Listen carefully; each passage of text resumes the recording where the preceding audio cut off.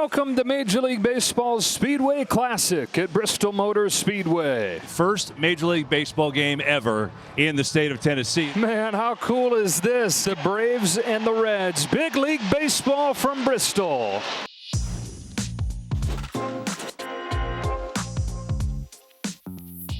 From MLB.com, this is the Morning Lineup Podcast. I'm your host, Anthony Castrovins. Today is Monday, August 4th. And if you've got the need for Speedway results, you've come to the right place. On today's show, we're going to recap the Speedway Classic and also take a look at a team that has surprisingly sped its way back to 500. We'll also cover everything else you need to know about baseball today in less than 10 minutes. I better get motoring along. Heavy rains in Bristol, Tennessee on Saturday night threw plans for the 2025 MLB Speedway Classic off track. Though the grounds crew raced to try to keep up with the storm, and there was an attempt to play the game about 2.5 hours after the scheduled first pitch, conditions on the field constructed across the track and infield of the famous Speedway were rendered unplayable, and MLB had to put on the brakes. And so the game between the Braves and Reds resumed on Sunday. And that led to, appropriately enough, a car zipping along from Georgia to Tennessee to get Braves pitcher Hurston Waldrop there on time. See, both teams were able to add a 27th man for the resumption of the suspended game, and Waldrop was summoned from AAA Gwinnett to take the mound.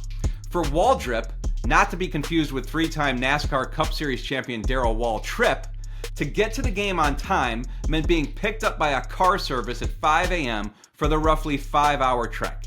Get this, the race distance at Bristol Motor Speedway is typically 500 laps, or about 266 miles. The distance from Gwinnett County, Georgia to Bristol Motor Speedway is 262 miles. So close enough. How can you not be romantic about baseball and car racing? Anyway, despite the short notice and lack of sleep, Waldrop wound up giving the Braves 5 2/3 effective innings in which he allowed just a run on 3 hits. Woke up, got a call from the AAA manager, Kaneko Ezekshira, and he said, hey, you're going to pitch in Bristol tomorrow. You're going to get some calls with details, good luck. Everything since then just kind of it's been nonstop. So you didn't really have time to sit here and think about how it all happened, but nonetheless, grateful for it, happy to be here. It's been an unbelievable day. The rest was left to Eli White, the Braves outfielder who was only in the lineup because of the injury suffered by Ronald Acuna Jr. last week. In the top of the second inning, White became the first MLB player ever to hit one past the warning track and the car track. 2-1 from Suter to White. That ball's hit hard, deep to left field. It is gone. Eli White with a 3-run home run to put the Braves in front. There's your car. That gave the Braves a 3-1 lead, and in the 7th, White took another lap around the bases. There's another drive off of the bat of White, and Eli White has hit his second home run of the Speedway Classic. That's going to send the race car around the track. Eli White had 4 home runs all season. He comes here and hits 2 in one game. Thanks to White and Waldrop, the Braves cruised to victory lane with a 4-2 win in front of an announced crowd of 91,032 fans, the largest ever for an MLB game by far. Pop quiz, can you name the only MLB team with an all-time winning record against the New York Yankees? It's not the rival Red Sox. It's not the crosstown Mets. It's not the Astros team that's been a thorn in the Yankees' sides in some recent Octobers. It's not the Dodgers team that defeated them in the World Series last year. Nope, it's the Marlins, who are now 25-24 all-time versus the Bronx Bombers, including, of course, their 2003 World Series triumph. This year's Marlins are not likely to be World Series bound, but they have been quietly creeping their way up toward 500, and this weekend they got there in dramatic fashion against a Yankees team that is beginning to incite panic among the pinstripe faithful. On Friday, the Yankees unveiled their new-look bullpen with trade acquisitions Jake Bird, David Bednar, and Camilo Doval, all pitching in a game in which the Yanks led 9-4 at the 7th inning stretch. But the Fish fought back, scoring a total of 9 runs off that trio in the late innings to come away with a thrilling 13-12 win. On Saturday, former Yankees prospect and Jazz Chisholm Jr. trade acquisition Agustin Ramirez homered twice for the Marlins in a 2-0 victory. Finally, in Sunday's series finale, it was All-Star Kyle Stowers' turn to shine. There's a shot, deep right field. Going back is Bellinger. He looks up, and it is gone. Kyle Stowers has done it again. This time a 3-run shot off the lefty. The Marlins won again 7-3 to complete their first ever sweep of the Yankees, and they did it in front of a weekend crowd of 101,545 fans, setting a new 3-game attendance record for Lone Depot Park, which opened in 2012. Most importantly, the Marlins are now 500, becoming the first team since the 2014 Rays to rally from at least 16 games under 500 to the 500 mark within a season. The Yankees, meanwhile, have sunk to 3rd place in the AL East thanks to their surprising nemesis, the Feisty Fish. Coming up, Milwaukee? More like Milhitty. That's after the break.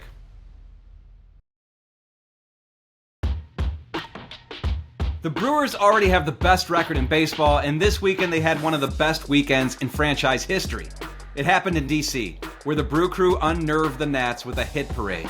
In a series sweep finished off with Sunday's 14-3 victory, the Brewers cranked out 56 hits to set a club record for a 3-game span. They outscored the Nats 38-14, including a 7-run 7th on Sunday. Drilled into deep right field. Back goes Hassel. Turning, watching. He's a spectator for the second home run of the day for Bryce Terang. Another Bryce bomb. It's a 7-run 7th. The only bummer for the Brewers was that rookie phenom Jacob Misiorowski was unable to take his turn in the rotation Sunday due to a shin bruise suffered on a hard liner in his last outing. The Brewers placed the Miz on the IL and hope to have him back when he's eligible August 15th. Elsewhere in MLB on Sunday, in the 3rd inning of the Mariners' 5-4 victory over the division rival Rangers, it was Julio going deep. Julio cracks this high the opposite way. It is back in. It's gone! Julio! Career home run number 100. That was the 100th homer of Julio Rodriguez's career and his 20th of the year, making him the first player in MLB history to have 20 homers and 20 steals in each of his first 4 seasons. Seattle's win pulled them within 2.5 games of first-place Houston, who fell 6-1 to the Red Sox, despite Carlos Correa hitting his first home run since Thursday's surprise trade that reunited him with the Astros. The Red Sox swept the Stros to improve to a season-best 11 games over 500 and pull within 3 games of the first-place Blue Jays. Those Jays fell 7-4 to the Royals, who have now won 4 straight series and are back to 500. Another team making moves is the Padres, who decided to keep Dylan Cease at the trade deadline and were rewarded with 5 scoreless, 1-hit innings from Cease in a 7-3 victory over the Cardinals. San Diego has now won 7 of its last 8 games overall. The Padres remain 3 games back of the Dodgers, who took 2 of 3 over the weekend in Tampa while returning Blake Snell to their rotation. Christopher Sanchez delivered 8 scoreless innings, and newly acquired closer Yoan Duran closed the door in the Phillies' 2-0 victory over the Tigers on Sunday Night Baseball to complete a series win in Philly. Finally, let's get to Quirk. In their 5-3 loss to the Cubs on Sunday, the Orioles became the first team in history to start 3 Jacksons in their lineup. Jackson Holliday at second base, Jeremiah Jackson in right field, and Alex Jackson at catcher. And then in the first inning, the Cubs' Ian Happ hit an RBI double to right, but when Carson Kelly tried to score on the play, here's what happened. 1-1. That's hit well out to deep right field, sailing over Jackson and off the ivy. Back into play with Suzuki coming down the line. Kelly's going to stride it, soar from first base, the throw to the plate, and they got him. Score that relay 9-4-2, or in this case, Jackson to Jackson to Jackson. Head to MLB.com for the rest of the weekend's news and scores. That's all for the morning lineup today. Tune into the MLB.tv free game of the day when the Orioles visit the Phillies at 6:45 p.m. Eastern Time, and tonight's MLB Network Showcase features the Padres at D-backs at 9:40 Eastern, 6:40 local. I'll be back tomorrow to recap all that and more. Until then, thanks for listening. Please be sure to leave us a rating and review, share this episode with the baseball lovers in your life, and enjoy the games today.